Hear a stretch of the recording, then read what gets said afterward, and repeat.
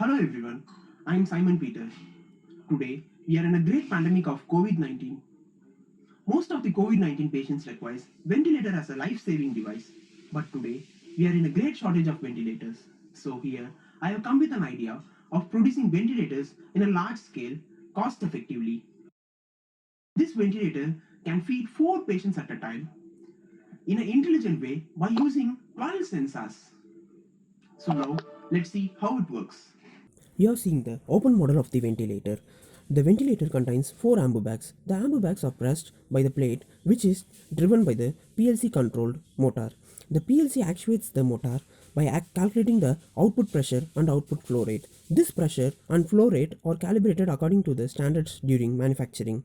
This is the front panel of the ventilator, which is made up of single plate. The front panel has the HMI indication lamp, buzzers and controls such as emergency and reset.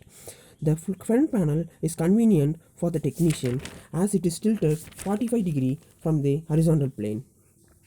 And also the panel is easily removable for any diagnosis. As I said, this ventilator can be produced in a large scale as all the part used here is similar. For example, we need 8 similar clamps to clamp all the pressing plates. And also, all the parts can be manufactured easily by readily available machines. For example, this base brown color rods can be produced by rod folding machines which is available in most of the industries. Thus, this ventilator can be produced in a large scale in a short span without much capital. Now, let's see the working of HMI. The HMI is the human machine interface with which the doctor or the technician can interact with the ventilator. You can watch how to set up this ventilator in the background. In this ventilator, we have provided 2 modes, that is pressure controlled mode and volume controlled mode. This ventilator has all controls and options as like the actual ventilator.